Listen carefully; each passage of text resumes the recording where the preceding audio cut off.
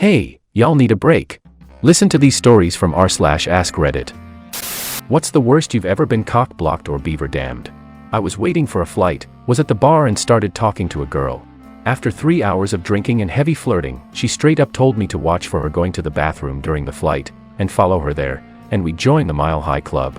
Boarding time comes, she's 20 people ahead of me in the check line, she goes on, I'm excited. I hand the gate agent my ticket, she says I've been bumped from the flight because they overbooked and I was last to book, so I'm on the next flight. I try to tell her that I have to be on this flight because I just do. Doesn't matter. I'm off.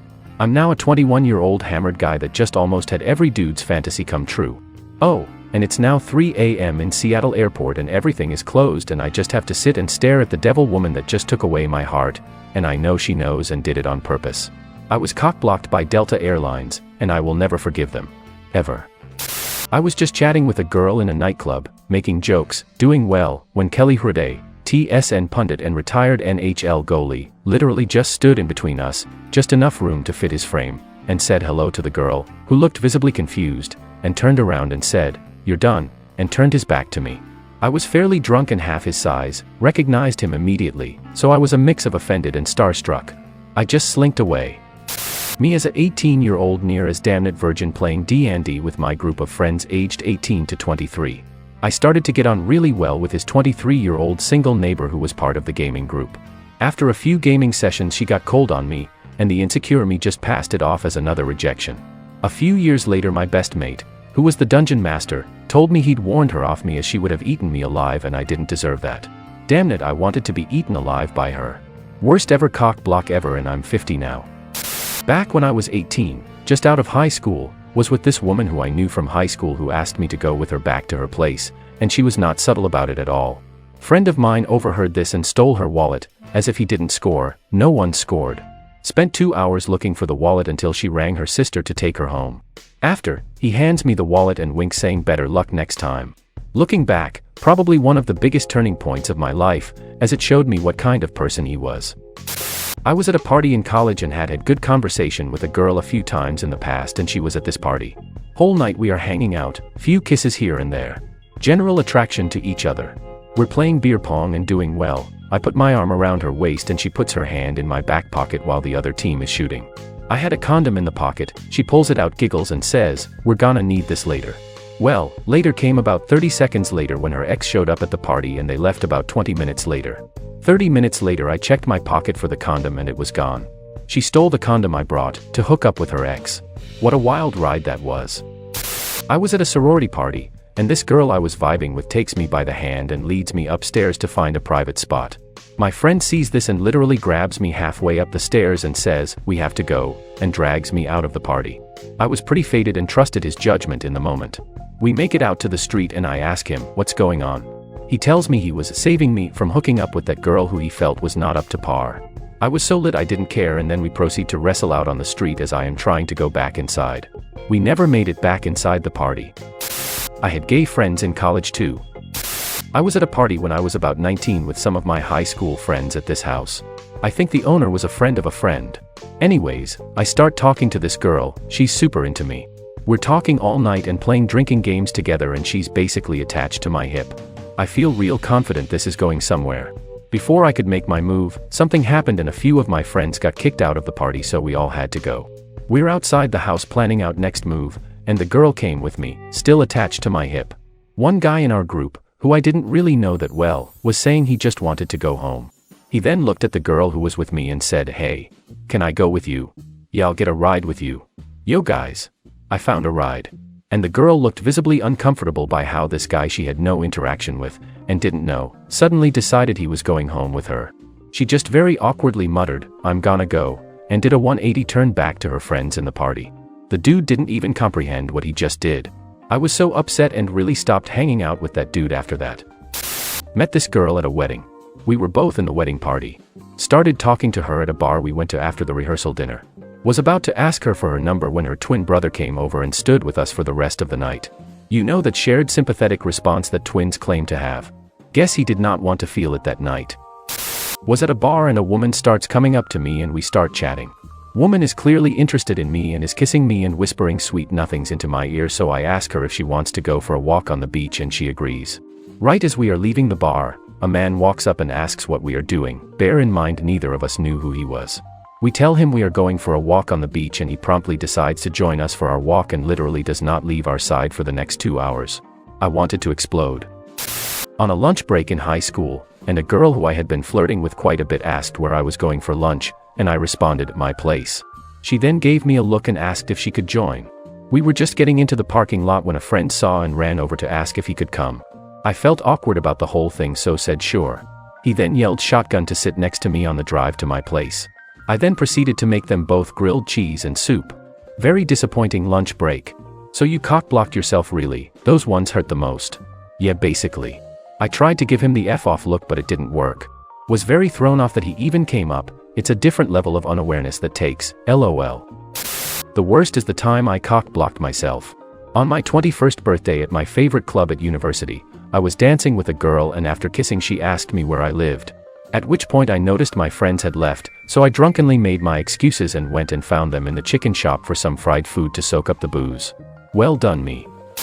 My best friend at the time, from high school to early 20s, would be terrible when we were around new guys or anyone she thought was cute. She was very flirty and loud, always needed all eyes on her. I was not, am still not that way. I was talking to a guy at a party, he seemed smart and genuine. We were talking about our favorite authors and she walked up and said, I don't know why you're talking to her about this, she can't even read, and then she started flirting with him hard. So I walked away. I'm pretty sure they slept together. I literally remember in early high school at one of those awkward school dances, a slow dance came on and I, a lowly 9th grader, ended up dancing with a very popular upperclassman. Suddenly all the girls in my class were such good friends of mine that they ran up, started piling onto my back, his back, and invited themselves into what became a group slow dance. It was the worst. I hated high school. I will share my own. I was living in my college dorm on campus and had met a girl at a party earlier that night. We headed back to my dorm room and we were making out when suddenly the fire alarm went off. When we stepped out of the dorm, there was water flooding down the elevator and stairs from 2 floors above. Some drunk idiot decided to punch one of the sprinklers and broke it off the wall, flooding from the 6th floor down and causing over $1 million in damages. The girl left back to her own dorm in a different building on campus and I had to stay with a friend for 3 days while they did disaster cleanup. The person who broke the sprinkler was expelled from the university and had to pay the insurance deductible for the building which totaled to about $150,000. This was only a month into his first year of college. Never met up with that girl again. Edit. This happened at the University of Regina in Saskatchewan, Canada. My husband and I, before we got married, were taking advantage of the 20 minutes I had before I had to leave for work when someone knocked on our door. We didn't answer. Then we hear someone using a key to enter our home. It was my husband's old roommate, who I already effing despised, using his old key long after he'd moved out to welcome himself into our home to look for something he might have left in storage. I'm still mad. I was at the bar one night and had a girl into me. We started making out, somewhere out back, and I realized she was way too gone to consent. Told her as much. Bam, diabetic seizure.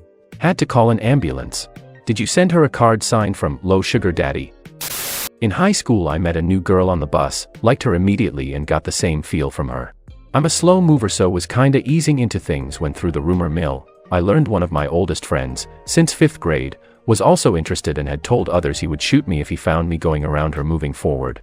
Got on this odd spot where I didn't want to be at odds with a guy I'd been having sleepovers with, and gone on scout camping trips, and all the other things we'd done together for years, and a girl I just met, so, in a calculated way I decided to back off the girl, and since I knew this buddy was very fat and redneck-minded, I'd let him shoot his shot and when she turned him down I'd be golden with no hard feelings. Turns out he managed to get in there and was dating her, but was still so crazy jealous of me he never really talked to me again. A year later they had broken up and I got a call from her asking if I wanted to hang out. It's a long story, but we've been together for 20 years and married for 10. My, male 23, girlfriend, female 20, lives 4 hours away from me, and we've been dealing with a long-distance relationship since the pandemic hit because she decided to leave college and go back home. Anyways, whenever I go to stay with her, we stay at her parents' because she still lives at home. Their house is full to say the least. 3 siblings, 3 foster kids and grandma all stay in one residence. Typically it's not that bad and we can get some privacy in the early morning, 2 to 4 a.m., but they all have zero boundaries. I don't think I've heard a single person knock on the door besides her mother, and I think that was out of fear. Everybody else just opens the door mid-sentence like they have X-ray vision. The specific time in question, it was around 10:30 p.m. and we were watching a movie in her room on her twin-size bed lol. She wants me to go down and I oblige. Her pants are down, I am under the covers and going to town. Nana decides to roll up and tap on the open window to ask about what she's planning on making for breakfast. God damn it. Girlfriend freezes and squeezed my head between her legs like a chokehold, and just carried on the conversation like I wasn't there. I just sat there and tried not to move until Nana asked where I went, and I got real nervous. Luckily, girlfriend said I got up to go to the restroom and I'd be back in a moment. Nana left, but girlfriend said that the panic was enough to kill the mood, so we just laughed it off and watched the rest of our movie. You should have popped your head up from under the covers and said, "No need, already eating." Edit. Holy crap, the awards. Thank you guys. This happened on Halloween 1 year in college. So I went to the bars and came back early as I wasn't feeling the party vibes. I met this random girl who was dressed in the same costume, but girl version, and we were both Luigi. Before you know it, she brought over her friends and my upstairs neighbor decided to join in and hang out with us in my apartment. Me and this girl were vibing, but my drunken neighbor decided to swoop in on her and sat himself right between us. They started chatting and he cut me out of the conversation, so I just decided to say F it, is what it is. Then they go to my bathroom to start hooking up and I picked up on that, and her friend had to use the bathroom, and I pointed her to the bathroom and they came out super awkwardly and went into my room. That's when I got pissed. I was like, oh hell no. So I confronted him and told him, if y'all two wanna do the deed, bring her back to your apartment with your girlfriend there, and he got quiet. He took her outside and she came back pissed, understandably so. Then as she was trying to get her friends to leave, one was all doped up on Ambien or some crap, and tried to borrow my shoes. And this part still sticks in my memory. One of the girls of this group stood up above the rest as they were all chatting amongst each other, and the doped up one trying to get my shoes, and clapped her hands and said, "Ladies, rise." And all of them simultaneously stood up without missing a beat and left my apartment. Then after all this had went down, my roommate comes out of his room, who had been home this whole time and I didn't know it, said, "Hey, what's going on?" And I asked him, "Did you not hear any of that?" His reply, "Nah, I had my headphones on, playing League of Legends." Still one of the weirdest nights of my life. Edit. This happened my first year as a transfer student at a new college. Edit 2. Sorry for my grammatical errors. Edit 3. This happened at the good old University of Oregon. Oh my effing god. This still pisses me off to this day. Okay, so, I was a camp counselor for a children's camp back in 2019.